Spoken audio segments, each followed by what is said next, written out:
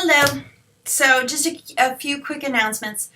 I know I'm nowhere near done grading the threats to validity, but I wanted to go ahead and get this feedback out to you since you guys are working on your article deconstructions. And there's a threat to validity question on there. So I just wanted to make sure that I gave you some feedback because I know how confusing threats to validity is. And I greatly appreciate the struggle that you've been through. But you needed to do that. You needed to go through that so that you can construct your own knowledge about this topic. But I'm jumping ahead. First, some of you might have noticed on the syllabus, I had an inquiry topic proposal due at the same time. And I realized that it was just too much work. So I'm bumping that back to a bye week on week 9. So you'll see that then. And that assignment can wait. It's an assignment that basically helps you kind of wrap your head around the kind of capstone you want to do and also gives you like a jumping off point for when you want to go talk to a potential chair. Again, don't need a chair yet, but probably within the next month or so, I'll give you the heads up and say, okay, now you need a chair. So not yet, soon. One of the things while I was grading, I apologize that I was behind on grading last week. I had family in town, so I lost a few days in there. So, but I tried to get them back as fast as I could. I noticed in the postings there was a conversation about how much of the mixed methods there needs to be. So like how much quant versus qual to actually make it a mixed methods. And I'll be honest with you, there's absolutely no line. There's no line whatsoever. You will find that this is the problem with research, that everybody has their own opinions and yeah. So a good rule of thumb is if you want to do a mixed method. So quantitative studies basically tell you what's going on because you're like taking a poll or you're basically getting the pulse of a sample population. So it basically tells you what's happening. Where a qualitative study is basically something that you do to help you figure out what is going on. You already know what's happening, but you want to know why it's happening. That's more of a qualitative situation. And quantitative can be comparable amongst different samples in the population. So like if you're doing all of higher ed, you can compare different colleges quantitatively. Qualitatively, you can't compare anything. All you can do is look at a small situation and they're explaining why they're doing what they're doing. Mixed methods is the best of both worlds. It's basically telling you what's going on because you're taking a snapshot or a pulse with the quantitative data. But you're also getting a little bit of the why. The only thing is that you can't do a lot of why. That's with a qualitative study you can get really in depth and figure out what's going on. But with a mixed method study you can only do a little bit of the why. So you may be asking about one particular thing and why they're doing that one particular thing. But that's essentially why you do a mixed methods. And mixed methods is essentially a general mixture. It's kind of like hybrid teaching. If you've ever known hybrid teaching, there's no definite, this much of it has to be online and this much of it has to be face-to-face. There's no line. So this is the same way with the mixed methods. That's why I kept asking you, are you sure it's balanced? If it's not 50-50, then somebody could argue essentially that it's a quantitative or a qualitative depending on which way the study's leaning. So there's no absolute. But I'll be honest with you, if it's only asking, if it's a survey and there's only like 2 open-ended questions, to me that's a quantitative survey. But that's, that's overtly. That's an overt example.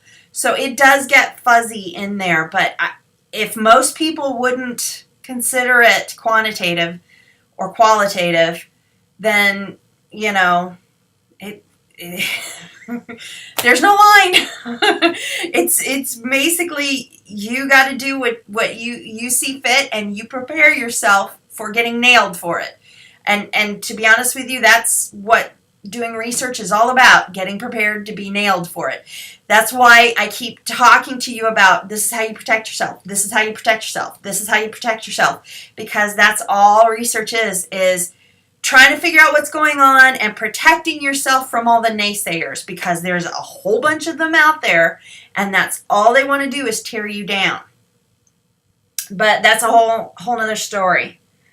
Oh, the other thing was that when I was asking the types of data and the specific category within that question on the mixed method assignment, a lot of you knew exactly what table I was talking about in Cresswell, because especially with the specific types within, but all of you forgot about the types of quantitative data. We did that when we covered quantitative articles like ordinal, categorical, numerical. So just a reminder that there are types of data. It's just not in one specific spot in Cresswell. Okay, that's it for the mixed methods. For the threats to validity, first and foremost, get it in your head that all research is flawed. Every single research study that's ever been done is flawed. That's called life. That's just called, you know, nothing can be perfect. There's no perfect study because we're not a perfect world. So there's always problems.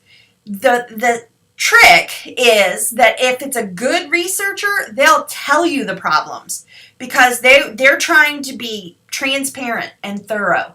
That's the best kind of research there is, when you go for transparent and thorough. When you do your capstone, shoot for transparent and thorough. I don't care if you're doing a study. I don't care if you're doing an executive summary. Transparent and thorough is the best type of researcher you can be.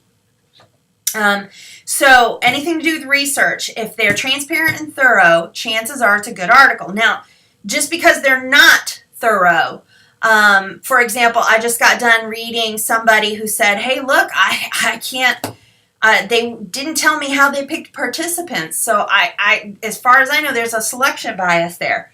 Yes, absolutely. However, it could also be that the journal said you can only have so many words. And so they had to cut that out to try and get in other parts. So don't immediately blame the researcher. There could be other contributing factors in there for why they're not transparent and thorough. But what it boils down to is, would you trust that study? Would you base your research off of that study? And that's where you have to stand there and go, I don't know about that. I don't know how they did it. It could be their fault. It could be the journal's fault. I don't know. And so that's why we're doing the threats to validity. Threats to validity tell you how solid a research is, and if they tried their best to make the study as sound as possible. So all research is flawed. Now, I know in this assignment, I never said, tell me this many threats to validity, because again, I was trying to get you to construct your own knowledge by going through and sorting through all these categories. If you are asked this, like in Article Deconstruction, for some reason, if you're asked this when you take your quals, you want to shoot for a good 4 to 5 types of threats. So, and trust me, you can easily get 4 or 5, no problem. Whatever you do, do not say the study was sound and there were no threats to validity, because there's always threats to validity, always. No study is perfect. And that kind of answer will just get you pounced on by your committee. So there's always threats to validity, and the top 2 are going to be generalizability, which falls under construct validity, and the other one is researcher bias.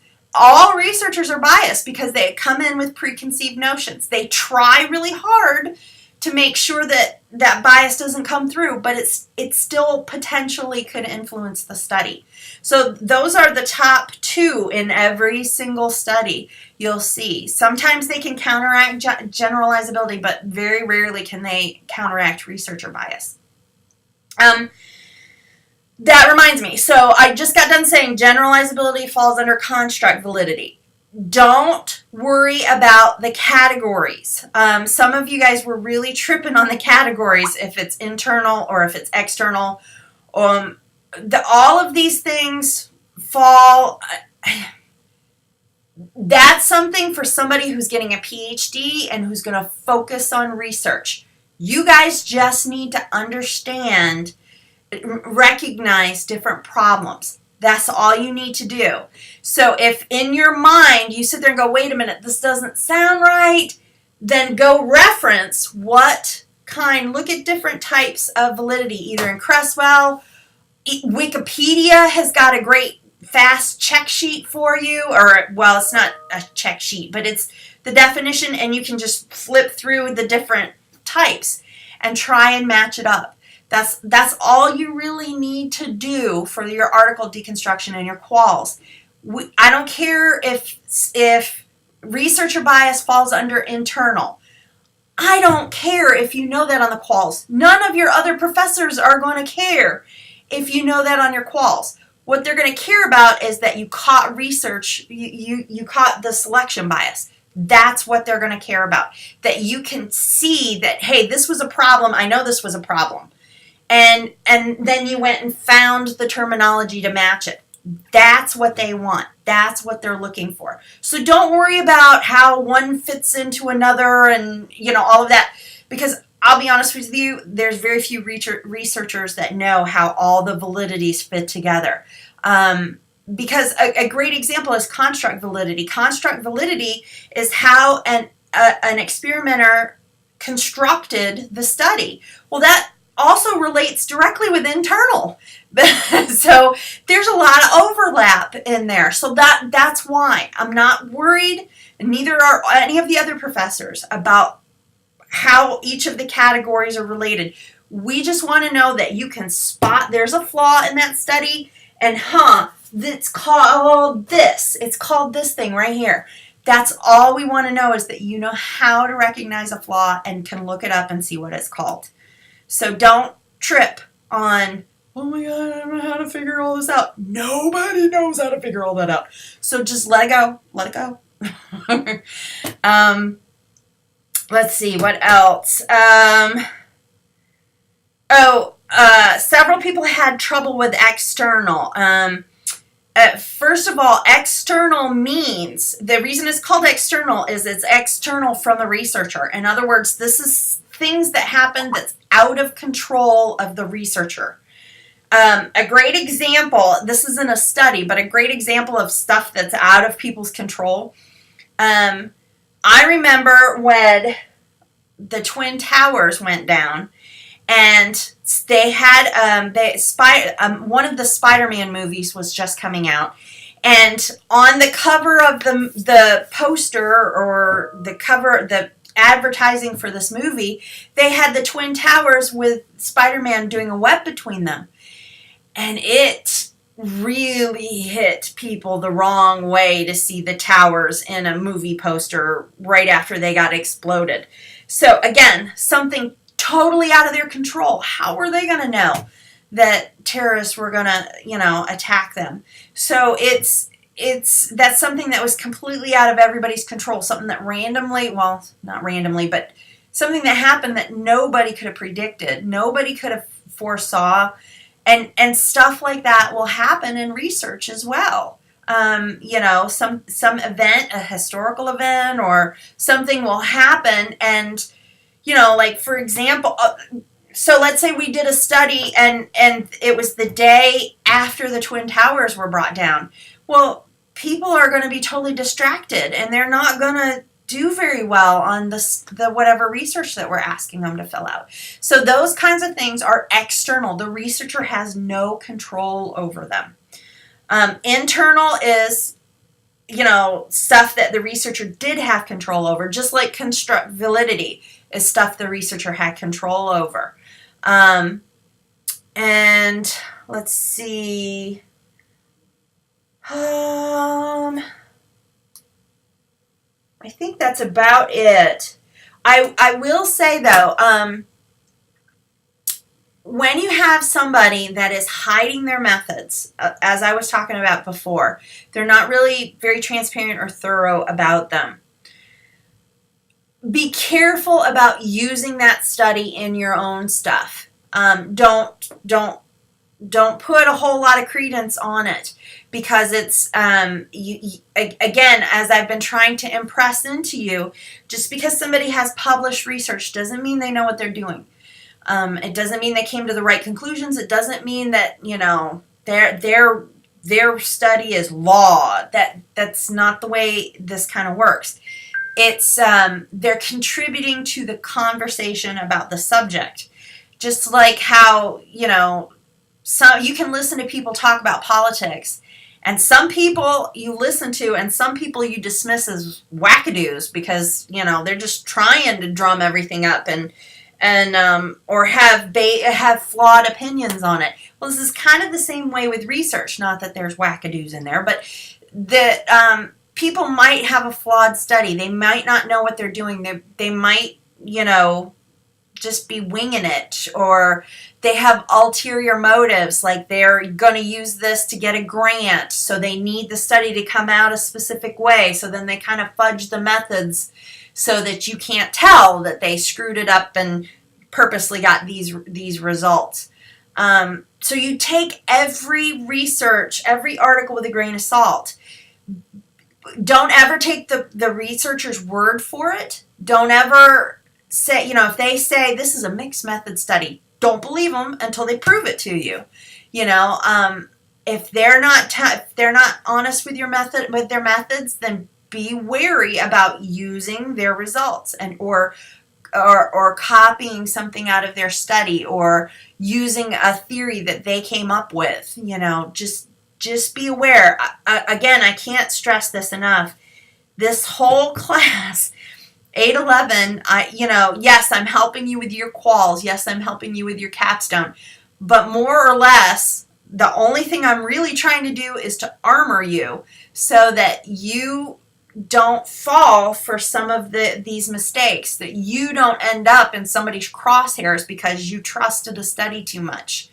So all I'm trying to do is to armor you and get you on your feet so that you can evaluate research yourself. You know when to trust something and when to dismiss something. All right, so I hope that helps. I know the article deconstruction's next, and this is what we've been building up to since day one of this class. This is what I've been trying to build up to. Is first I got you to where you could estimate a good article. Now I'm trying to get you to see, okay, this is when it's flaws, because these are the kind of flaws, and so hopefully now you know how to pick a good solid study. Now we're going to tear it apart into pieces.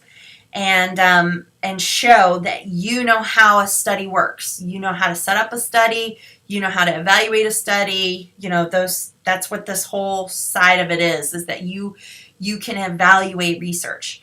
There is a doodle out. I'm hoping that we can get most people together to talk at AECT. But if you can't make it, if you're not going to AECT, if you can't make them, if you are going to AECT but you can't meet the time we're meeting, I'm going to try and make this as inclusive as possible.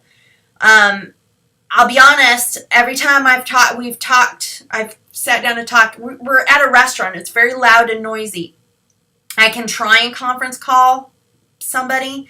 We definitely can't video conference because it'll kill the battery because this is a conversation that lasts a good hour or two.